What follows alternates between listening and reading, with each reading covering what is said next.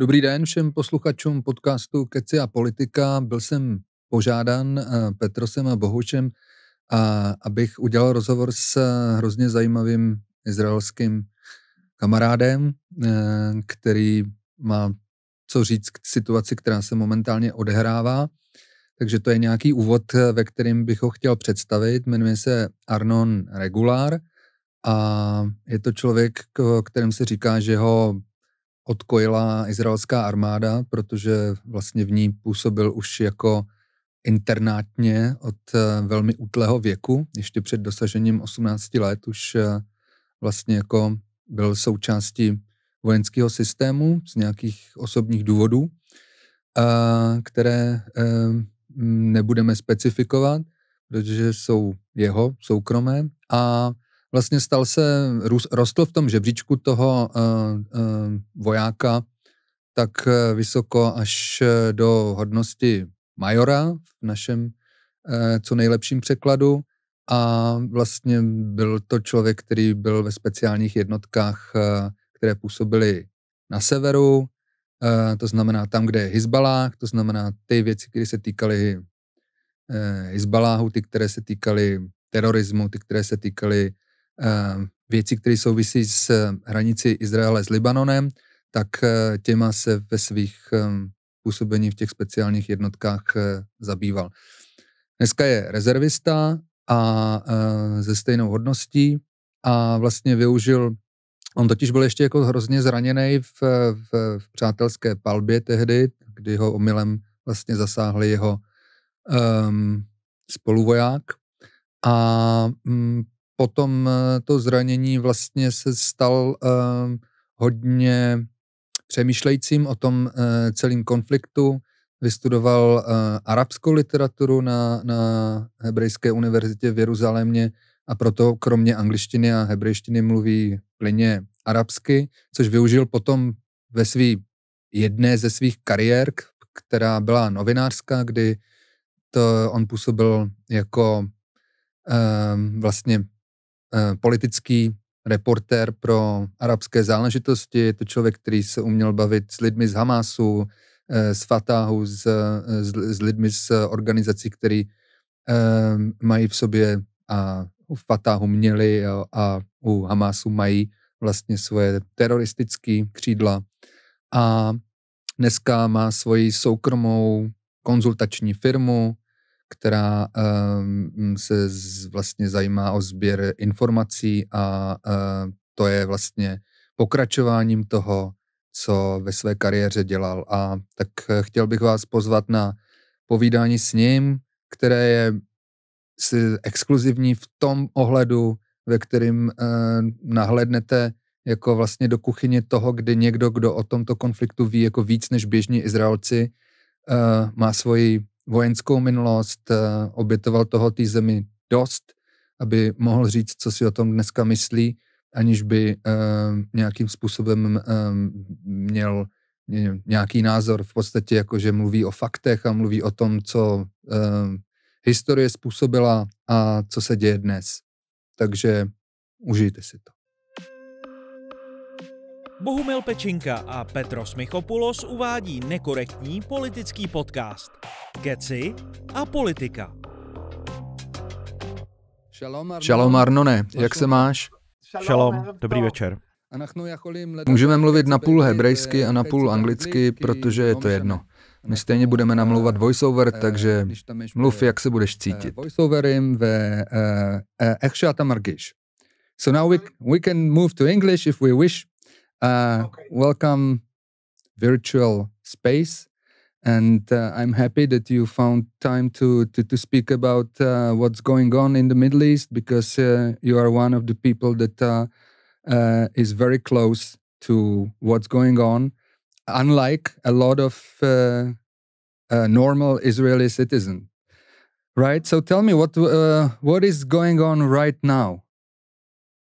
At the moment, we are in the 23rd day of this war. This is already a war, even though there is no real name for this war. In Israel, usually there's a name even before the war is starting. So So now we are in the opposite direction, more like everybody feels that this is a war, but they don't have a name to attach to it, because the feelings and the atmosphere and the situation of the people is still undefined. Everybody understands that this is one big, huge event in the history of this country, but at the same time, they don't have a name for it. And I think this is a good description of what's going on. In practice, we are talking about this, yesterday, 3 weeks ago, we had basically an attack at dawn all along the Gaza-Israel border, which is more or less, the relevant area is 40 kilometers long. There were breaches. I mean, the whole thing started with a huge artillery and rocket attack, unprecedented, to all the areas in Israel. Approximately 3,000 rockets and shells all over the country, some also in Haifa, like in the north of the country. This was, of course, a decoy, a camouflage for the real attack, which was on the borders of Gaza. Along that border, we have approximately 30 points, 30 specific spots in which Hamas breached the fence which exists there since in the last few years.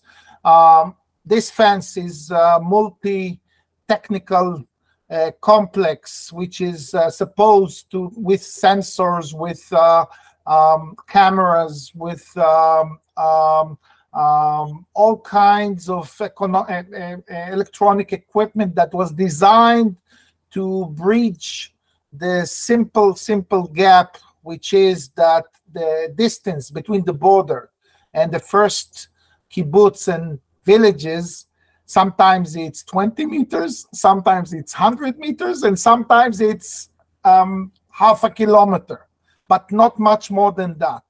And so it means the area that you can sacrifice in order to block an attack is very, very narrow. And when you have 30 spots like that, and each one of them, the attack was in general with approximately 2,500 gunmen on motorbikes, on pickup trucks, on foot.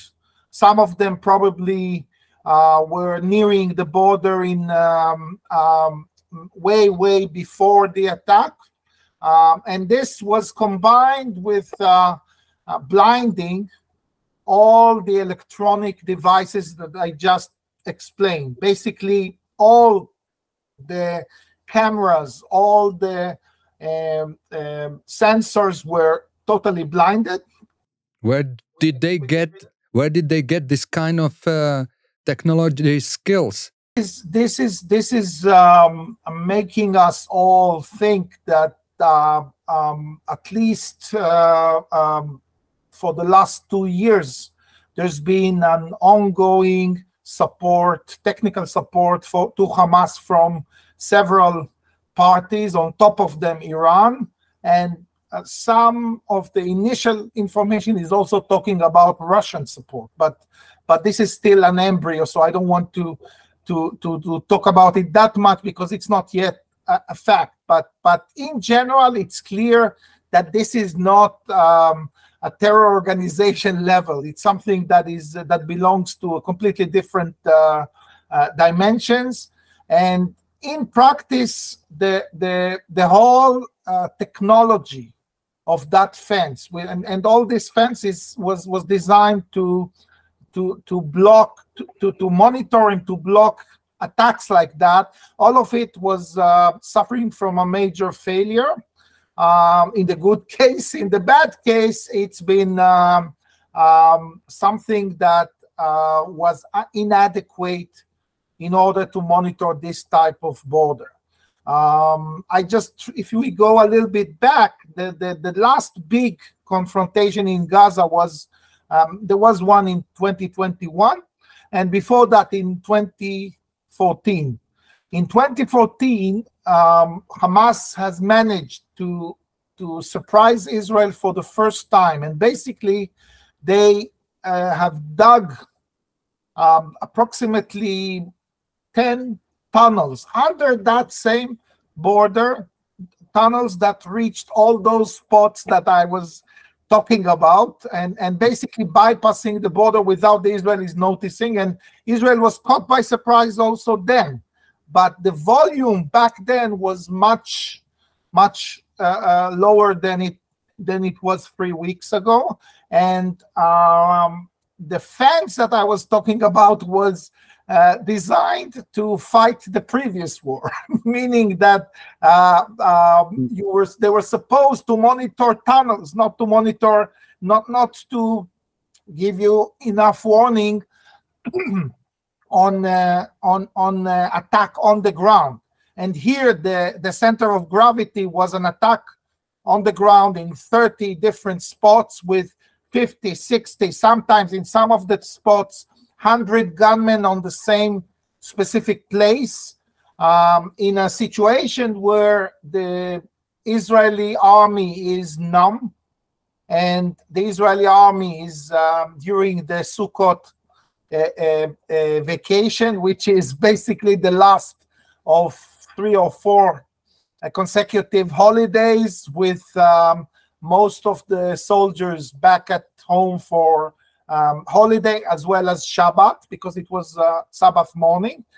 So basically the timing was also a factor. And when I'm telling you that in some of the main spots, including the headquarters of the Israeli division, that is the main division in front of Gaza, all of it were swamped with huge numbers of gunmen. And in all those spots, there was an built-in inferiority of the defenders, like in terms of numbers of guns, and also the attack factor or the surprise factor that was really substantial. Some of the soldiers were killed in their beds.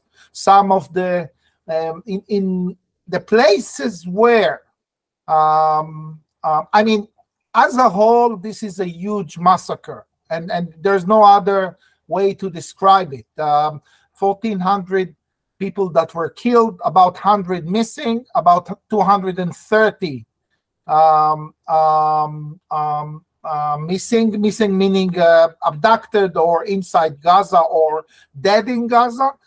This is a huge disaster. Now, in all the places where there was some, alert guy in that village that was waking up, he heard all the rockets and waking up all the security squad, like a small security squad that exists there. In all the places where they immediately jump and prepared, they more or less managed to block the attacks. Sadly, in 80-90% of the locations, that was not the case. Okay. So you're telling me that there are like 2 factors that are totally deadly to this situation. On one hand, you have a numb Israeli army. You have a technological fence that was designed for the previous war. And on the other hand, you have a technological jump on the side of Hamas, provided by probably Iran, as you say, or I don't have to say probably. We could say Iran. They are not denying it. They are not denying it, and you think that this is it, and altogether, so Israelis are caught by surprise. And Hamas is successfully camouflaging the biggest operation in the history. Yeah. And you tell me you are one of the people that I know that can speak and did speak to people from Hamas. in the past, as you were a journalist, as you maybe in the military, maybe on many occasions. Do you think that what is the motivation of these people, of the fighters, not of the people in Qatar, the bosses of Hamas, but the people on the ground, the actual gunmen?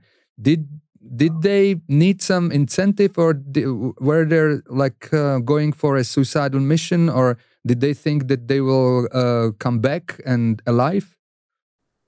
I think like always, it's a combination of several factors that are giving you this outcome. I think that as a principle, by the way, most of the locations that I just mentioned, at some point it took the army maybe up to 30 hours to reach those places.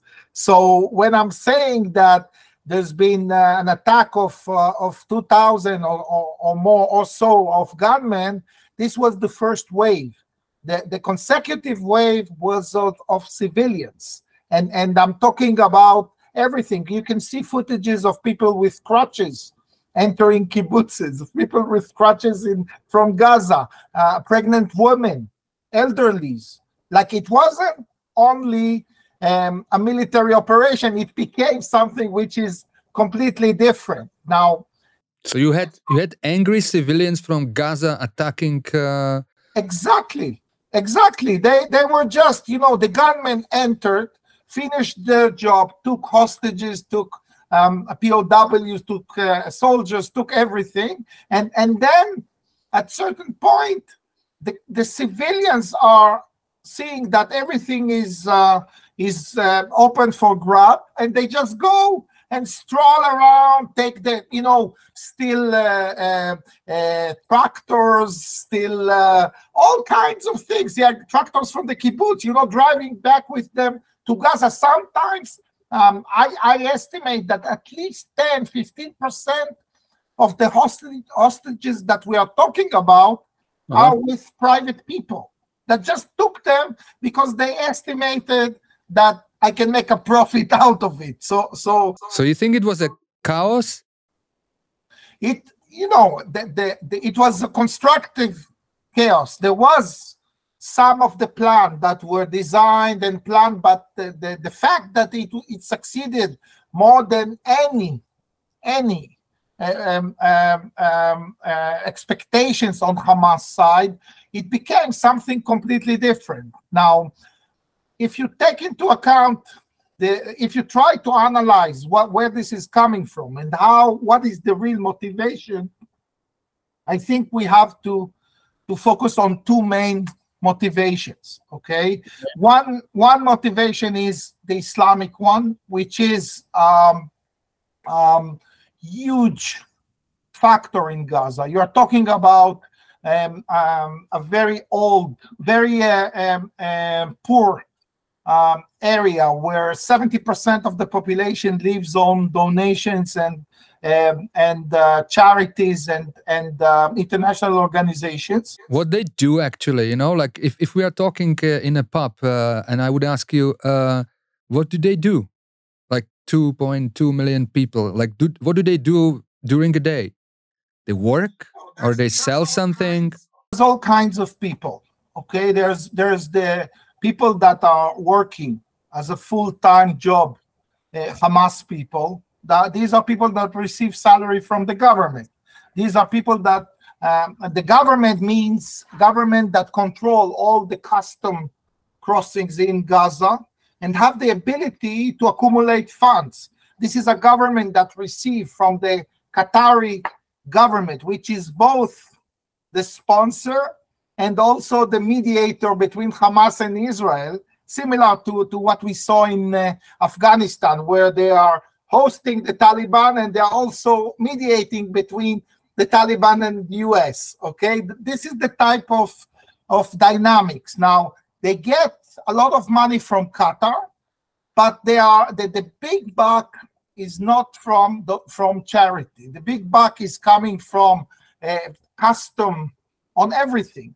construction materials, oil derivatives, cigarettes. Cigarettes is a good, it's very effective because it's very light and cost much more, so they can earn a lot of money on it. Now, one group is the people that work with Hamas. This is I estimate 50 to 100,000 workers, civilians, but also military, that they get a given salary from Hamas. There is another group of 20,000 that are working inside Israel. And I remind you, it's not like a border, like a blocked border. It's been practically open. So it means that in any given moment, approximately 20,000 Gazans used to have a working permit inside Israel, an open working permit. They could go, they can stay 3 months, work, and get back, renew it, and all over again. So this is another group. There's a group of people that work with the Palestinian Authority, meaning with PLO in Ramallah, which was expelled from Gaza in 2007. This is another group of several dozens of thousands of people that receive salary.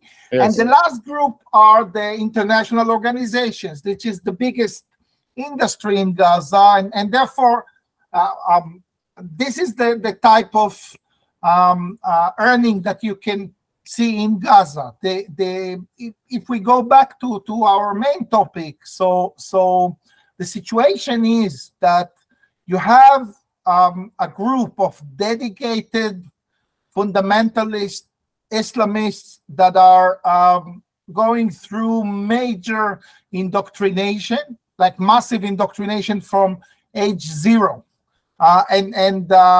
These people have orientation which is of the Muslim Brethren, because Hamas belongs to the Muslim Brethren school. But in general, if you look at all the fundamentalist movements, part of the training, or the first part of the training on Islam, on Quran, on all the other components of Islamic indoctrination, the first part of the road is the same with everybody. Later, you have all kinds of nuances that are different in each organization. So in general, a mosque, somebody who is going to a mosque of Hamas or a mosque of Al-Qaeda gets more or less similar messages, similar indoctrination. Later, what is it? What is it? This is completely is different in each organization. So some, for example, Al-Qaeda and Daesh will act against Christians and Jews in general, everybody who is a non-Muslim, whereas Hamas will focus on the immediate enemy, which is the Jews, and leave the Christians and the others, or the others that are not monotheistic to other occasions. So, but in general, the indoctrination is very similar. It's not anywhere different. Now, when you combine the Islamic indoctrination with the current situation of poverty in Gaza and the inability to exist, to live, because the Hamas life in Gaza is very specific. If you are not part of it, you're always left out. You cannot go and have a driving license unless you bring a letter from your imam in the mosque that he knows you and you are our guy, one of the good guys. This is the type of regime. It's more like a charity organization that a friend brings a friend rather than a state. This is the situation. The third factor after the Islamic indoctrination and poverty and current life conditions, is the historical dimension, and I think this is extremely important. The 90% of Gaza people are refugees. Refugees meaning that people that were, when the state of Israel was established, as you know, there was UN resolution of dividing the country to two states, Jewish and Arab. The Arab refused to accept this plan and started a war. And after a war that took 1.5 years or even more than that, it depends how you count, approximately 600,000 Palestinian refugees were forced out of the country. And most of them reached Gaza. Basically, most of the people that came back to these kibbutzes 3 weeks ago are people that their ancestors, their grandfathers used to live in the same area before the establishment of the state of Israel. If you combine, and this is usually called by the Palestinians as the Nakba, the big catastrophe of 1948. Now, I think that the Nakba factor was the most important factor in this attack. I think it was the one biggest retaliation of the Nakba that I ever saw. Like almost every Palestinian which is belonging to the Islamic movements or to resisting movements is mentioning all the time like historical Palestine and going back to our villages and all that. But this is the one single event that is the biggest expression of this phenomenon. And I think you cannot explain what we saw 3 weeks ago without the Nakba. Okay, so basically there is an accumulation of anger from the year 1948 that together with Islamic indoctrination and poverty exploded in this 9/11 of Israel. Absolutely. And so for people in Czech Republic, how would you explain to them what is the difference between the Palestinians living in West Bank nowadays and those in Gaza? No, it's look, in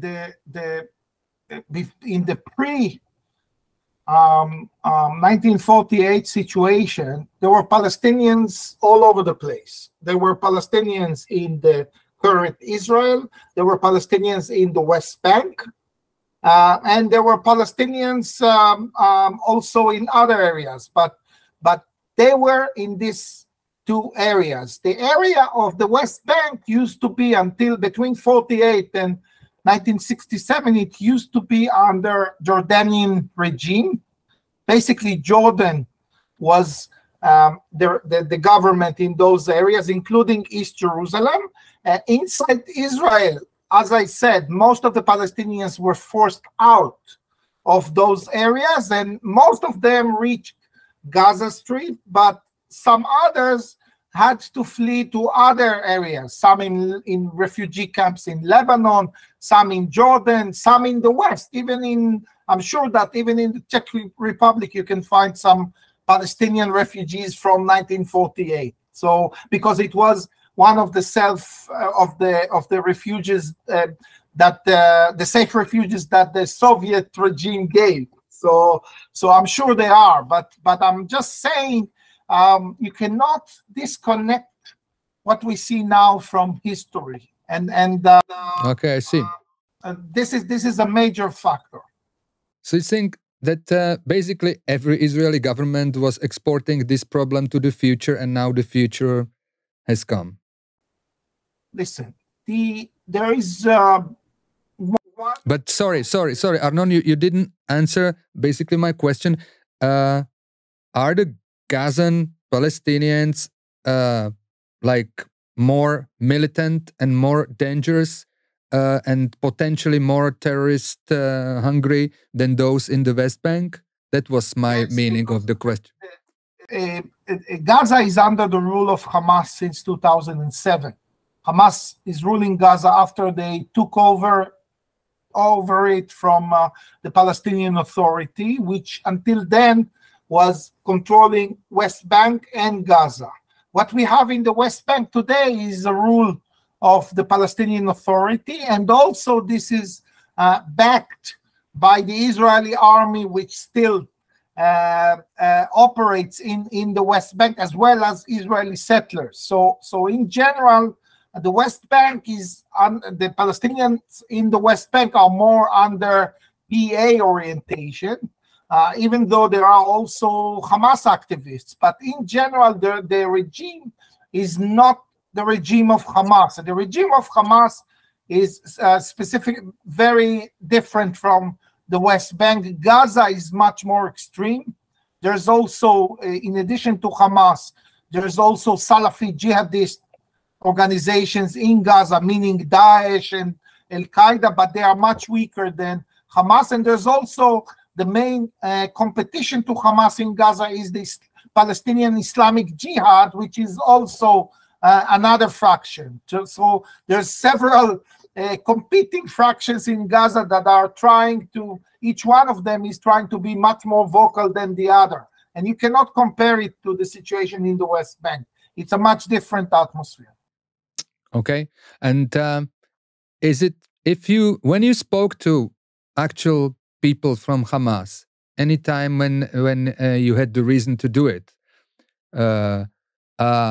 is it possible for a person who is not coming from the Middle East background with what you are explaining to me right now?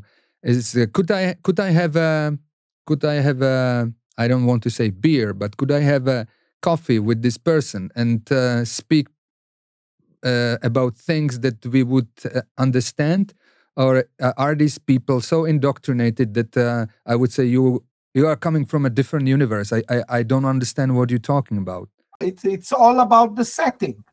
If the setting is Gaza, and you'll come to drink a beer or to sit with somebody, so probably there will be eyebrows coming up, or somebody will ask you what you're doing, or even inquire on, it's a closed society. It's a closed, everything which looks a bit foreign is always questionable.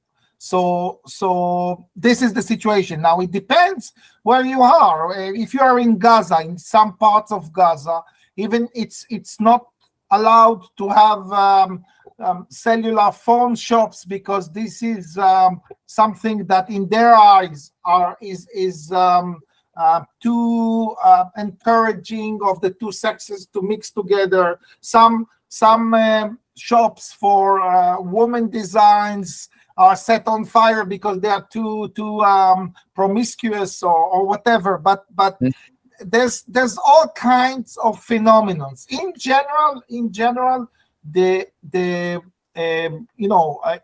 main thing is the setting. If you sit with somebody from Hamas in Prague or in Brno, I'm sure it could be lovely. And in Brno it would be definitely lovely. It's a different setting and a different.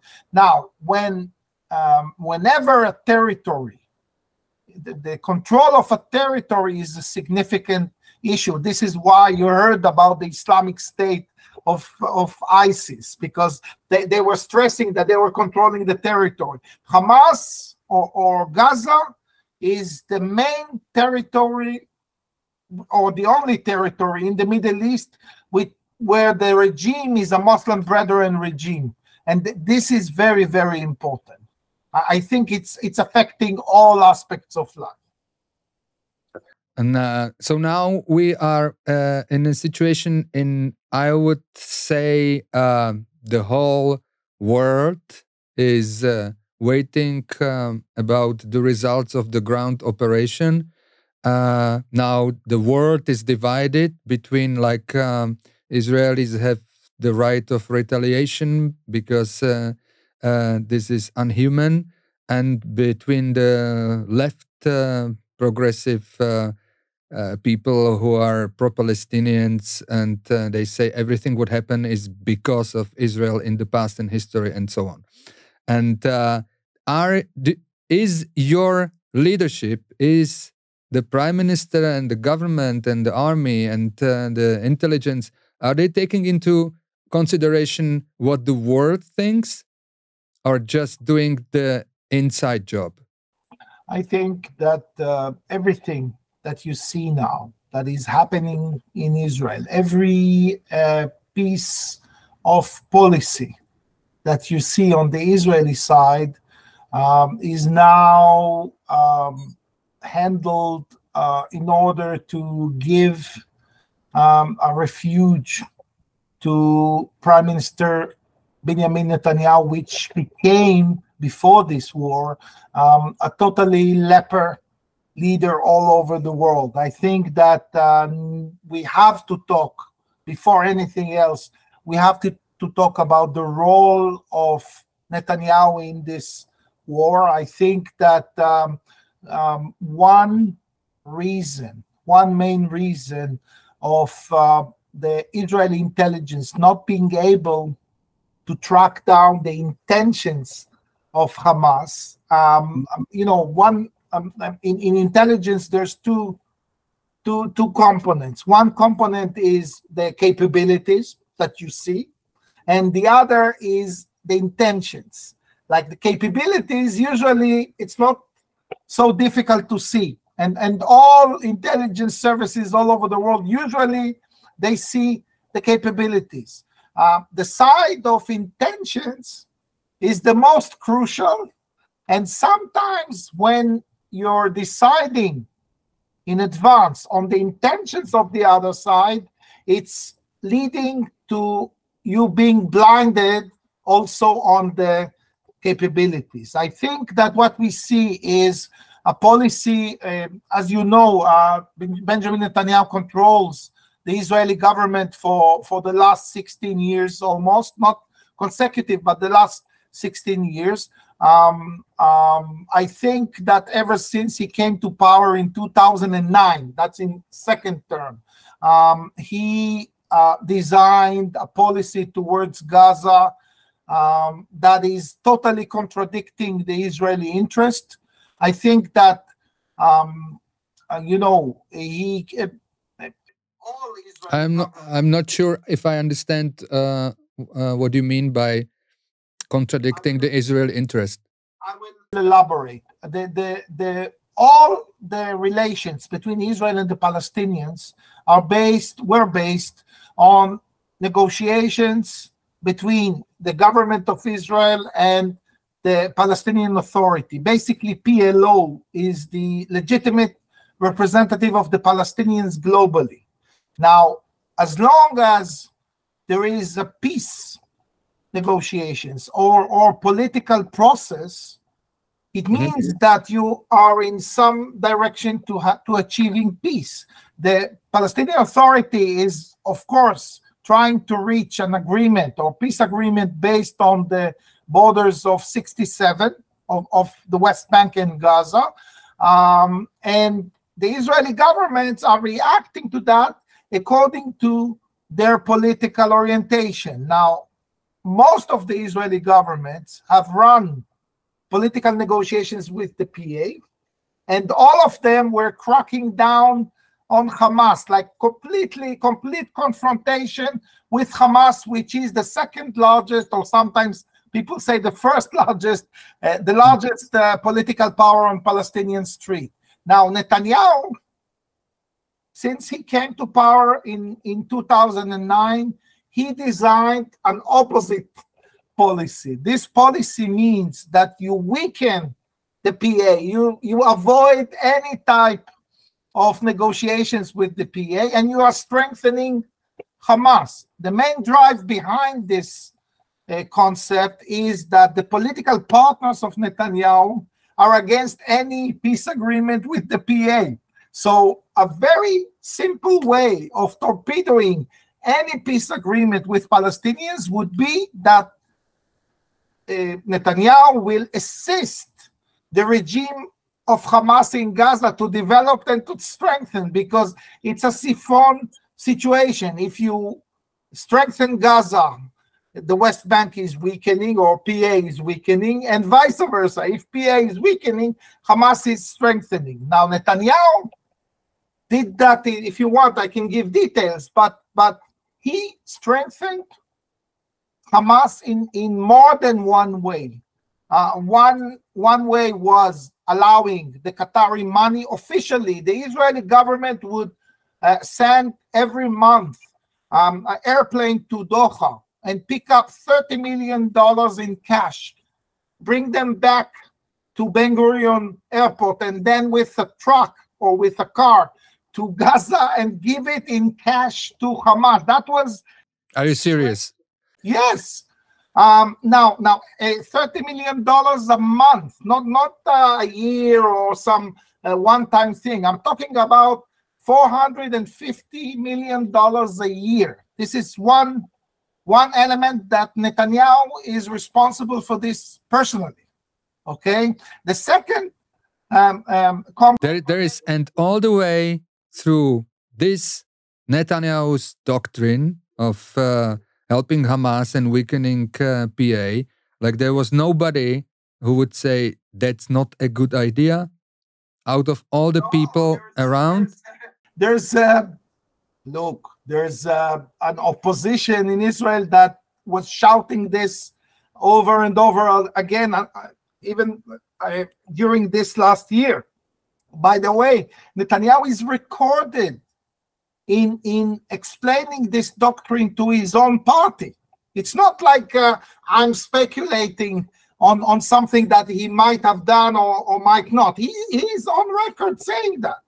Yeah, now, he used to say that until this outbreak. Now he's trying to blur it or to hide it or to throw the blame on the army. But this was his exact policy for more than a decade. Now, if you do that, and I'm going back to the intelligence part, if you have business, if you go to sleep with Hamas and you give Hamas money and you're telling yourself a story that you are buying quiet through money, and think about this chief of intelligence, which is coming to you and pointing a finger on the capabilities of Hamas. Look, they made a training of 2,000 gunmen, and he's saying this to Netanyahu. What would be the reaction of Netanyahu? That's okay. We're having other ways to contain that. This is what he's saying on record. On record. Now, when you do that, you're basically neutralizing or torpedoing all your intelligence capabilities, because once the intentions of the enemy are blurred, you cannot rely only on capabilities in order to explain why Hamas is dangerous. Okay, if the intentions were known, or had the leader been more sensitive to what he's building in Gaza, probably the intelligence would have made it clear much sooner.